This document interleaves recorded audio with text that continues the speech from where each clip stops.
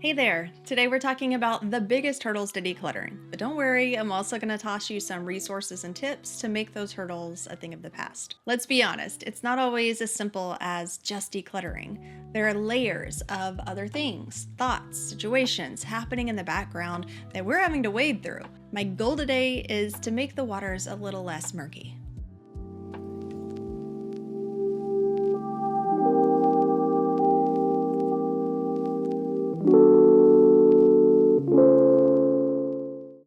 Number one is emotional attachment. Letting go of items with emotional value can be one of the hardest parts of decluttering. We often associate objects with memories or people or special moments, which can make them feel irreplaceable. However, it's important to understand that if everything is sentimental, nothing is sentimental. So if you find yourself over identifying with so many things, then it might be time to exercise a little self awareness and rein that back in. For those items that truly are sentimental, though, check out my video 5 Tiny Ways to Make Letting Go Easier.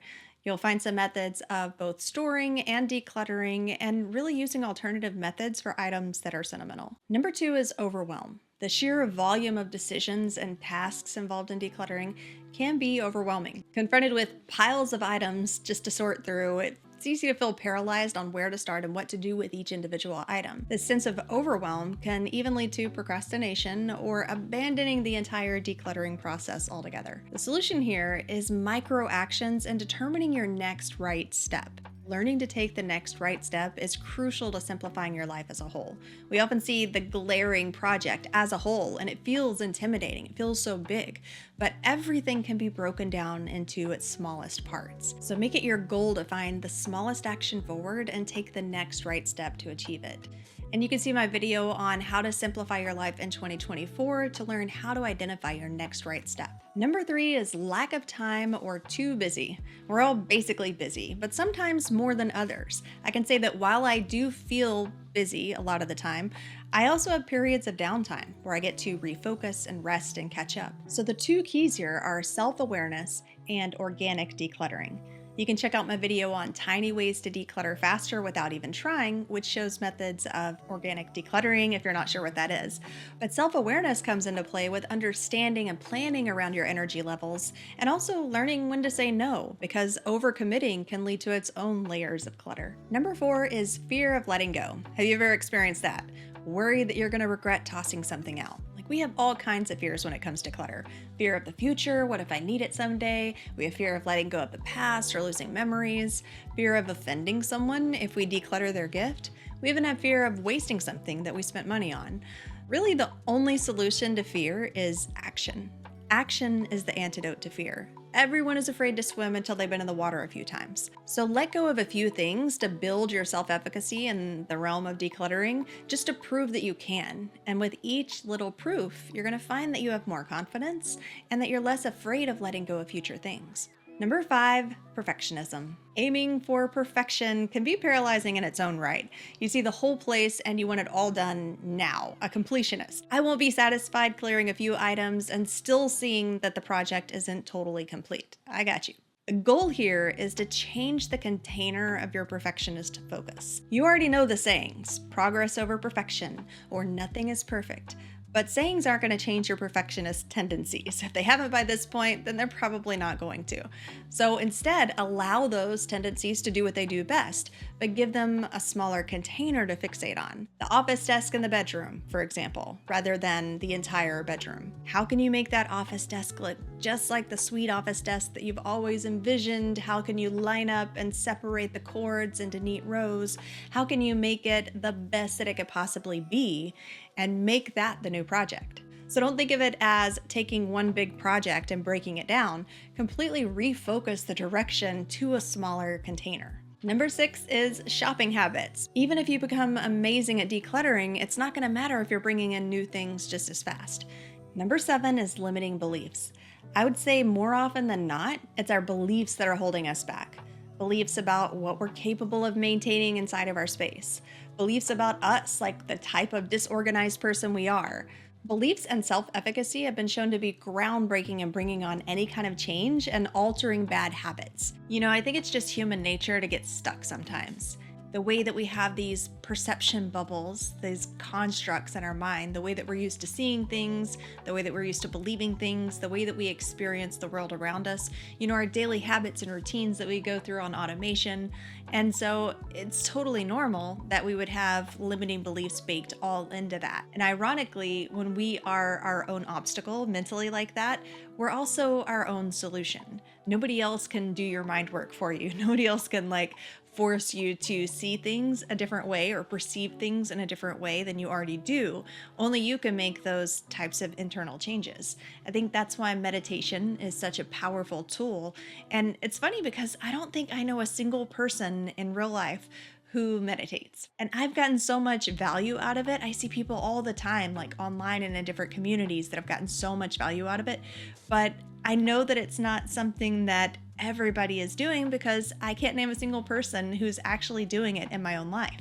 But when it comes to things like awareness, like I talked about earlier, or mindfulness, which I'm going to talk about later, or the beliefs that we have and our self-efficacy and confidence in different areas, all of these skills are trained through the process of meditation. And I get it, from the outside, it really doesn't make sense that sitting quietly in your own thoughts could be beneficial, or that listening to somebody else speaking gently with different sounds in the background could really make that much of a difference.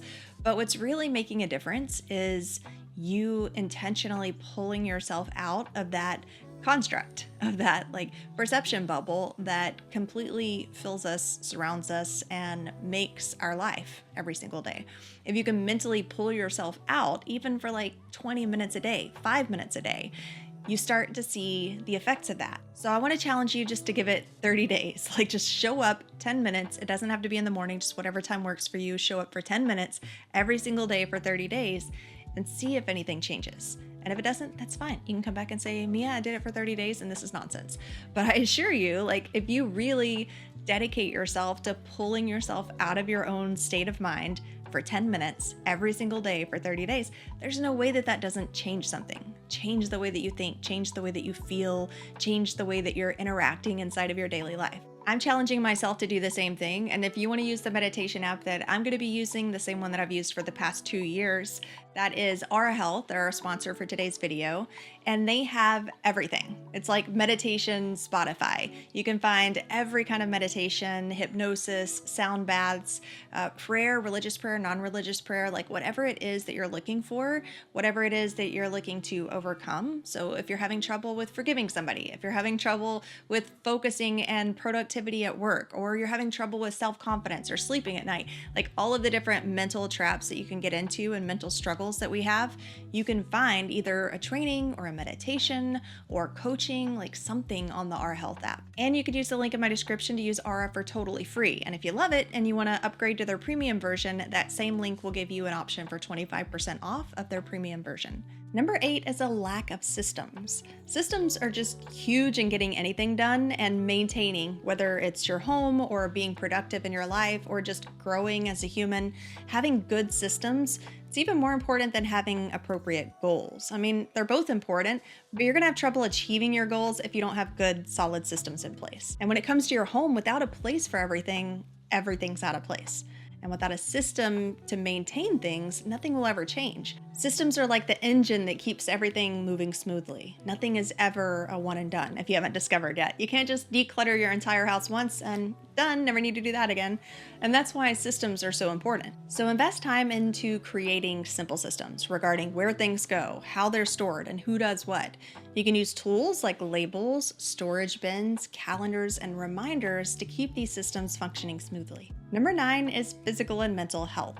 There's no denying that health issues, whether it's physical or mental, can significantly impact your ability to declutter and to maintain an organized space.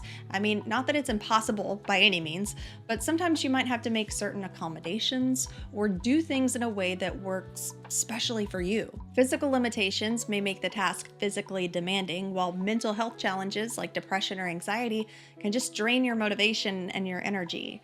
And this can create a vicious cycle where clutter exacerbates the health issues, which in turn makes decluttering even more challenging. So it's important to approach decluttering with compassion and understanding toward whatever your limitations are, first of all. A limitation doesn't mean that you're broken or that you're incapable. It just means that you need to make your own accommodations, like we all do. This may mean breaking tasks into even smaller, more manageable steps than usual, and making sure that you're celebrating the completion of those tiny tasks to maintain a sense of accomplishment. Reaping some kind of reward is important for building that self-efficacy, which we've already talked about is just crucial in making changes and sustaining any kind of growth.